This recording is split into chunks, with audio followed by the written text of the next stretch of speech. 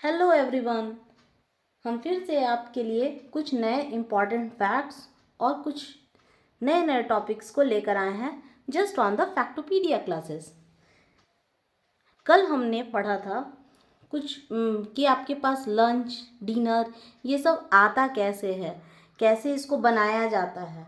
तो उसी के प्रोसीजर में हम लोग आगे पढ़े थे कि जो फूड होते हैं उसको हम लोग कुक करके खाते हैं, मतलब कुकिंग, उसके इम्पॉर्टेंस के बारे में जाने थे। तो उसी से रिलेटेड आज हम लोग अपने नए टॉपिक को स्टार्ट करते हैं। सबसे पहले कुछ खाने के आइटम्स के बारे में बात करते हैं, जैसे कुरकुरे, चिप्स, ये सब तो सब बच्चों को पसंद है। अचार, आलू के पराठा के साथ अचार खट्टा खट्टा क्या टेस्टी लगता है। Sauce, tomato sauce. अब ये सोचो, टोमेटो सॉस अगर आप खाते हो तो क्या टमाटर पूरे साल में मिलता है? नहीं मिलता है। सिर्फ ठंडी के मौसम में टमाटर आता है, गर्मी में थोड़ी ना आता है। तो आखिर कुछ न कुछ तो ऐसा मेथड यूज किया जाता होगा जिससे जो है टमाटर लंबे समय तक उसको रखा जाए। तो उस मेथड, क्या मेथड यूज करते हैं, अब उसके बारे में बात करते हैं। तो जो मेथड, उसको प्रिजर्व, प्रिजर्व मतलब किसी चीज़ को अच्छे से रखना, सही तरीके से रखना। तो उसको प्रिजर्व करके रखते हैं बाबू। जैसे आप चिप्स लेज अगर लेने गए तो सोचो वो कितना दिन पहले फ्राई किया है, उस पर लिखा रहता है कि मैन्युफैक्चरिंग डेट कब का है। तो अगर आप घर में चिप्स वैसे फ्राई करके रखोगे तो वो क्या सही रहेगा? नहीं रहेगा। उसका जो कुरकुरापन है ना वो ख़त्म हो जाएगा, अजीब सा लगेगा, खराब हो जाएगा, सड़ जाएगा। तो लेकिन वहाँ पे तो कोई ना कोई मेथड वैसा यूज करता है कि वो अभी भी खाते हो तो हमेशा लगता है कि वो ताज़ा है। तो उसी चीज़ के बारे में आज हम पढ़ेंगे। हमारा जो टेक्निक है उस टेक्निक का हम नाम देते हैं फूड प्रिजर्वेशन। ठीक है, तो हमारा आज का टॉपिक क्या है? Food preservation. ठीक है, बड़ा खास टॉपिक है एक्चुअली। फूड प्रिजर्वेशन एक तरह का क्या है, आपका टेक्निक है। हम इसको कह सकते हैं कि यह टेक्निक है। कैसा टेक्निक है भाई, इसके बारे में बात करते हैं कि यह टेक्निक क्या करता है। बिना फायदे के तो कोई काम हम करने वाले हैं नहीं, हम लोग तो आलसी इंसान हैं। तो यह टेक्निक क्या करता है? बचाता है। किसको बचाता है? प्रिवेंट करता है। तो किसको प्रिवेंट करता है? फूड आइटम्स को, फूड आइटम्स को प्रिवेंट करता है। अब किससे प्रिवेंट करता है? तो from getting spoiled. Spoiled means खराब होना। ठीक है, ये हमारे फूड आइटम्स को बचाता है कि वो फूड आइटम्स हमारे खराब ना हो, जैसे चिप्स वगैरह खराब मत हो। अगर आप घर पे भी देखते हो तो क्या होता है, अब क्या डेली मम्मी थोड़ी ना होता होगा कि दाल जो है खेत में से ही लेके आएंगे और उसी समय बनेगा, ऐसा तो है नहीं। तो दाल वगैरह तो घर अमूमन सबके घर में रख दिया जाता है। चावल हुआ, आटा हुआ, इस चीज़ को रख देते हैं। हम लोग क्या करते हैं, इसको रखने के लिए प्रिजर्व करके रखते हैं। उसका सारे प्रिजर्वेशन का अलग अलग टेक्निक होता है। हम अपने सीरियल्स को अलग मेथड से प्रिजर्व करके रखते हैं, लेकिन प्रिजर्व करके तो रखते हैं ताकि वो खराब मत हो। अच्छा, इतना सारे बात हो गए फूड प्रिजर्वेशन से। अब बताएं कि फ़ायदा क्या है। बिना फ़ायदा के कुछ नहीं होगा। तो सबसे पहला फ़ायदा क्या होता है, अगर हम इसके एडवांटेज के बारे में बात करते हैं तो सबसे पहला फ़ायदा है कि ये फूड के लाइफ को बढ़ा देता है। Increasing the life of food. आप जो भी खाना खाना चाहते हो वो लंबे समय तक इसको रखता है, तो वो इंक्रीज कर दिया उसके लाइफ को। ठीक है, दूसरा क्या होगा भाई कि आप देखते हैं टमाटर तो एक खास मौके पे मिलेगा, एक खास सीजन में मिलेगा, ऑल टाइम्स तो मिलेगा नहीं। तो हम हमको तो चाहिए भाई पूरे, जब भी आलू का पराठा बना तो टमाटो केचप दे दो, कुछ भी आया, बर्गर आया उसके साथ सॉस हमेशा हमको चाहिए। तो ये जो चीज़ है, तो ये क्या हुआ कि जो सीजनल फूड आइटम्स हैं इसको हम पूरे साल तक अवेलेबल, मतलब कि ले सकते हैं, अवेलेबल हो जाएगा। ठीक है, तो हमारा दूसरा एडवांटेज क्या हो गया बाबू, making seasonal food available throughout the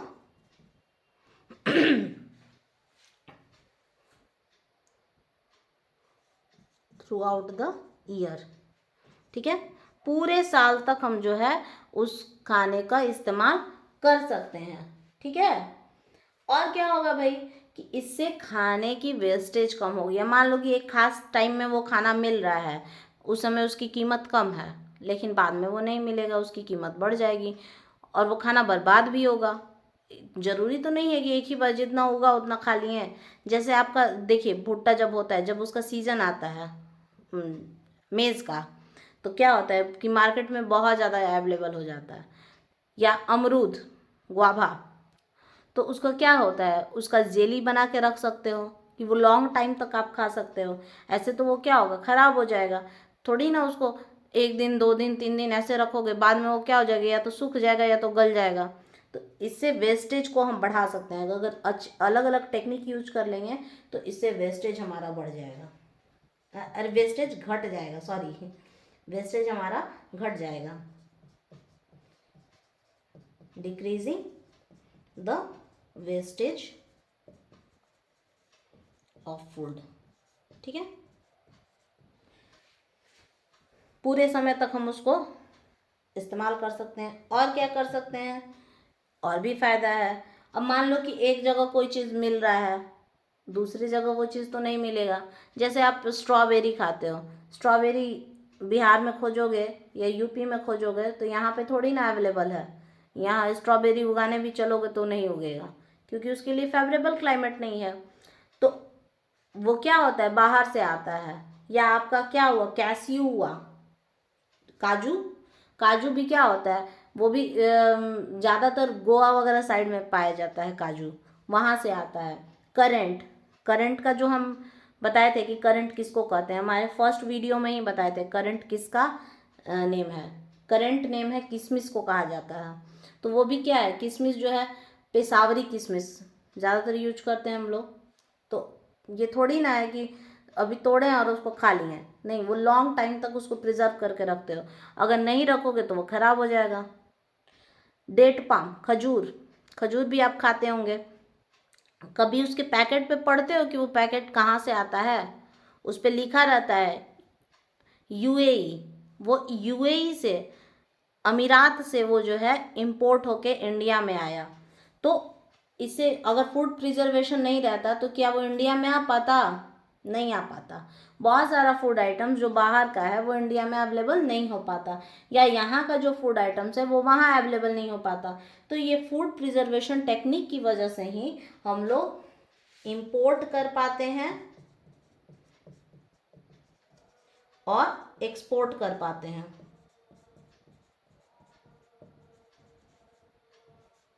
किसको, फूड आइटम्स को।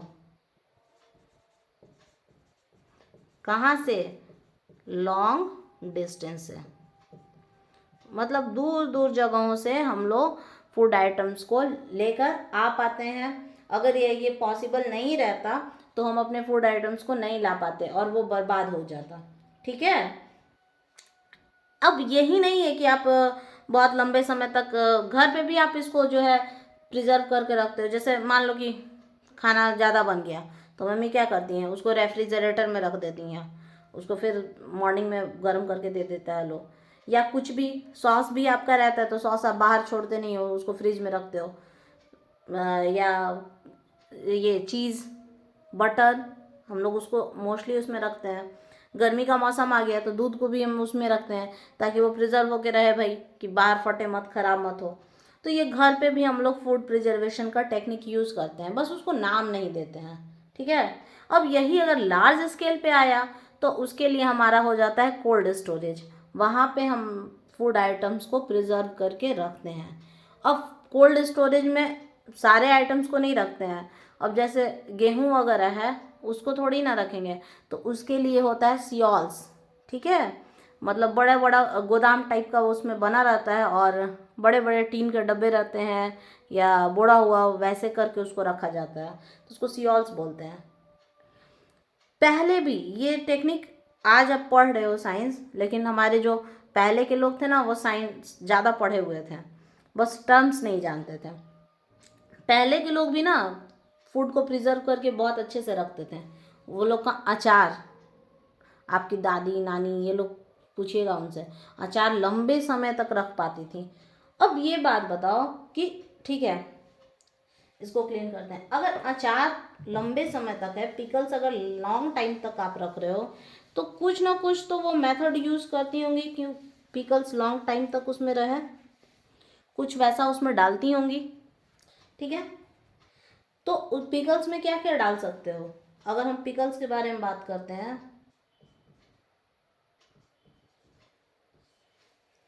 तो इसमें पड़ जाता था बाबू सॉल्ट। दादी से पूछिएगा या नानी से, जिसके पास भी रहते होगे, या मम्मी से भी अपने पूछिएगा, अचार में नमक ज़्यादा डाला जाता है ताकि उसको प्रिजर्व करके रखने के लिए। वो जो जिस भी चीज़ का अचार हो, आम का अचार हो, आंवला का अचार हो, किसी भी चीज़ का अचार हो, वो लंबे समय तक अगर उसमें नमक डाला हुआ है तो वो खराब नहीं होगा। और विनेगर का यूज़ किया जाता था, सिरका, इसको आप सिरका कहते हैं। ठीक है, मुरब्बा वगैरह भी, आंवला का मुरब्बा वो लोग पहले अभी भी खाना चाहिए, बहुत सारे लोग जो है रेगुलर एक आंवला ज़रूर खाते हैं। तो अब सीज़न वाइज आंवला मिलेगा, हमेशा तो आंवला मिलेगा नहीं, तो जो सीज़न वाइज मिलेगा तो अब उसको कैसे हम लॉन्ग टाइम तक रख सकते हैं? तो मुरब्बा में क्या डाला जाता था? अगर हम मुरब्बा के बारे में बात करते हैं, मुरब्बा, तो इसमें क्या डालते थे? मुरब्बा में बहुत सारा चीनी डाल देते थे। तो ये भी क्या हुआ, सॉरी सॉल्ट लिख दिए, शुगर, उसमें शुगर डाल देते हैं, बहुत सारा शुगर डाल देते हैं ताकि वो लंबे समय तक जो है वैसा ही रहे, खराब मत हो। ठीक है, तो ये बहुत ज़रूरी है। अब ये फूड प्रिजर्वेशन सिर्फ यहीं तक नहीं है, फूड प्रिजर्वेशन आगे भी बढ़ता है। अब फूड प्रिजर्वेशन देखिए, करना तो सबको चाहिए, कभी भी खाने को बाबू बर्बाद नहीं करनी चाहिए। ठीक है, खाना बहुत ज़रूरी है, अगर किसी को ज़िंदा रहना है, सरवाइव करना है, तो खाना बहुत ज़रूरी है। अगर खाना नहीं रहेगा तो आप सरवाइव नहीं कर पाओगे। एक दिन दो दिन पानी पर डिपेंडेंट रह सकते हो, लेकिन लॉन्ग टाइम तक पानी पे आप डिपेंडेंट नहीं हो सकते हैं।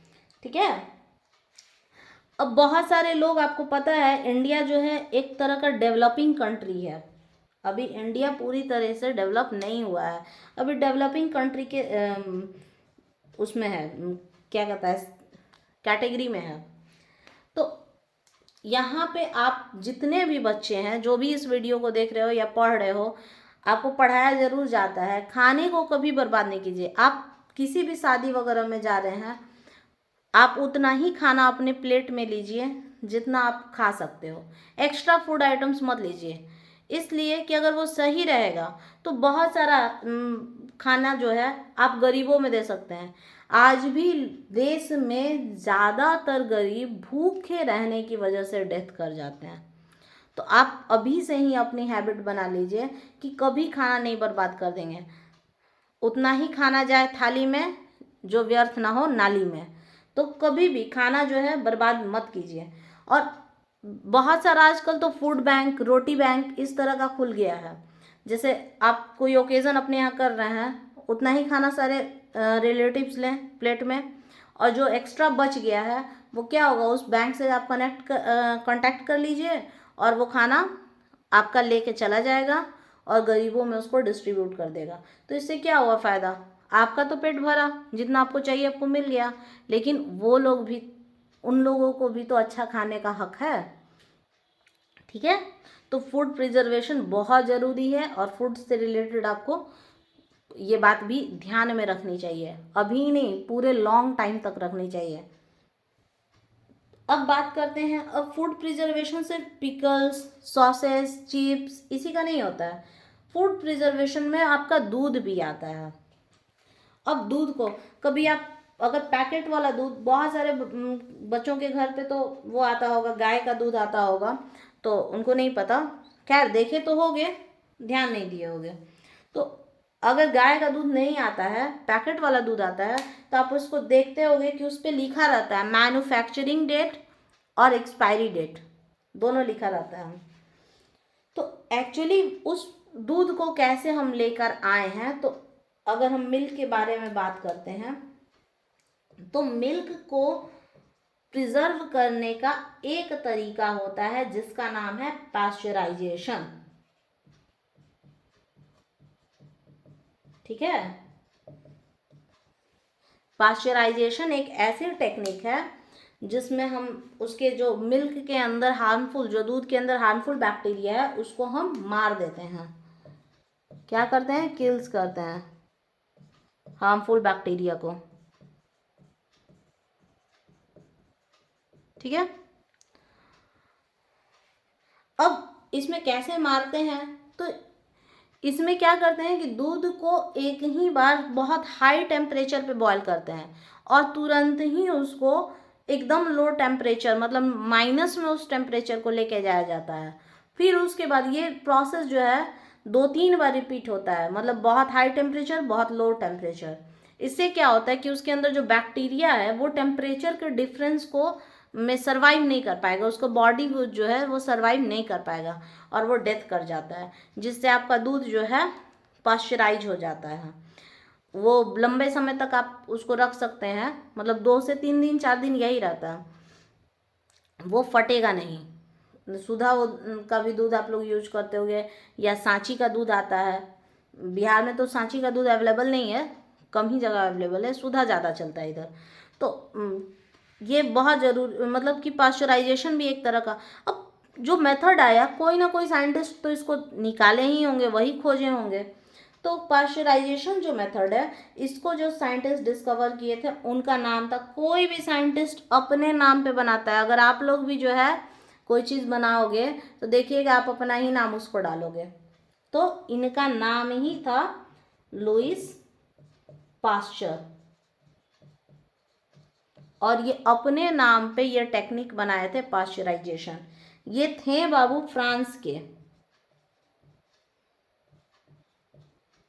और ये केमिस्ट भी थे और बायोलॉजिस्ट भी थे, इसीलिए दोनों मेथड से दूध के बैक्टीरिया को मार दिए, बहुत तेज थे। ठीक है, तो आप लोग को समझ में आया यहाँ से कि क्या क्या हुआ। तो ये हमारा था पूरा टॉपिक फूड प्रिजर्वेशन का, और बहुत इम्पॉर्टेंट टॉपिक था। फूड प्रिजर्वेशन बहुत ज़रूरी है। तो इसी के साथ हमारा जो चैप्टर होता है, फर्स्ट चैप्टर फूड, ये कंप्लीट होता है। तो एक बार रिवाइज करते चलते हैं कि इस चैप्टर में हम लोग क्या क्या पढ़े हैं। और जिनको भी ये चैप्टर, अगर ये सिर्फ ये वीडियो देख रहे हो, तो फर्स्ट सेकंड थर्ड जो भी पहले वीडियो दे चुके हैं आप देख लीजिएगा, उसमें हम बताए हुए हैं। सबसे पहला चीज़ बताए थे कि फूड क्यों ज़रूरी है, किस लिए ज़रूरी है, फूड हमको क्या देता है, फूड से हम अगर फूड नहीं खाएंगे तो हम बढ़ेंगे नहीं, ग्रो नहीं करेंगे, एनर्जी नहीं मिलेगा, और हमारा जो भी शरीर में डैमेज हुआ है वो पार्ट रिकवर नहीं होगा। ठीक है, और हम बताए थे कि इन अलग अलग जगह पे अलग अलग लोग सब तरह का फूड खाते हैं। कहीं केकड़ा खाया जाता है तो कहीं मछली खाया जाता है, कहीं सेव खाया जाता है, कहीं रोगन जोश खाया जाता है, कहीं लिट्टी चोखा खाया जाता है। तो जितना भी है, हम जितने भी, अभी तो हम सिर्फ इंडिया का बता रहे हैं, वर्ल्ड में जहाँ भी आप चल जाइएगा सब जगह अलग अलग तरह के फूड आइटम्स हम लोग खाते हैं। ठीक है, और इसी फूड आइटम्स के हैबिट पे हम लोग जानवरों को बहुत सारे पार्ट में कैटेगराइज किए थे, जैसे herbivorous, carnivorous, omnivorous, insectivorous, parasite, scavenger, ये हम बताए हुए थे। ठीक है, ये भी बात हुई थी कि फूड जो होता है हम जानवर से भी लेते हैं और प्लांट से भी लेते हैं, और यही नहीं, प्लांट के एक पार्ट को नहीं खाते हैं, प्लांट के अलग अलग तरह के पार्ट को, एक पौधे के किसी के फूल को खाते हैं, किसी के फ्रूट को खाते हैं, किसी के स्टीम को खाते हैं, किसी के रूट को खाते हैं, अलग अलग पार्ट्स को हम खाते हैं। और एनिमल से भी हमको बहुत डिफरेंट टाइप के फूड आइटम्स मिलते हैं, हनी, मिल्क, फिश, मीट। बहुत अलग अलग तरह के फूड आइटम्स मिलते हैं, ठीक है। और फूड को डिलीशियस बनाने के लिए हम क्या करते हैं, कुकिंग, उसमें और भी न्यूट्रिशन को मिला देते हैं, स्पाइसेस को डालते हैं और वो खाने लायक बन जाता है हमारे। और फिर हम लोग लास्ट में पढ़ें पाश्चराइजेशन। अब पाश्चराइजेशन तो आपको बहुत अच्छे से क्लियर है, अभी तुरंत का बताया हुआ है तो रिकॉल भी है कि पाश्चराइजेशन जो है ये एक तरह का टेक्निक है जिससे हम फूड को वेस्ट होने से बचा सकते हैं, ठीक है। अगर पाश्चराइजेशन नहीं, प्रिजर्वेशन। पाश्चराइजेशन तो हो गया दूध के लिए और प्रिजर्वेशन हो गया फूड के लिए। फूड प्रिजर्वेशन का एक पार्ट है पाश्चराइजेशन। तो अगर फूड प्रिजर्वेशन नहीं होगा तो बहुत सारा खाना जो है हमारा वेस्ट हो जाएगा। तो ये सब चीज़ आप लोग के दिमाग में आ गया, अच्छे से जान गए। तो फिर अब मिलते हैं नेक्स्ट वीडियो में और फिर से कुछ नए इंटरेस्टिंग फैक्ट और नए टॉपिक के साथ। और अगर आपको ये वीडियो अच्छा लगे तो लाइक कीजिए, सब्सक्राइब कीजिए और अपने दोस्तों के साथ शेयर भी कीजिए, ठीक है। और उनका भी हेल्प हो जाए, अगर आप पढ़ रहे हो तो वो भी जाने, हेल्दी कंपटीशन हो थोड़ा दोनों के बीच। और जो भी डाउट हो आप अपना कमेंट सेक्शन में भेज सकते हैं। नीचे जो डिस्क्रिप्शन का लिंक है उसमें क्वेश्चन भी है, तो अगर आप ये चैप्टर कम्प्लीटली पढ़ लिए हैं तो डिस्क्रिप्शन के लिंक को जाइए, उस पर क्लिक कीजिए और वहाँ नोट्स भी है और क्वेश्चन भी है, तो क्वेश्चन को सॉल्व कीजिए। जो भी क्वेश्चन में आपको डाउट होगा आप कमेंट सेक्शन में हमसे पूछ सकते हैं, ठीक है। जय हिंद बच्चों।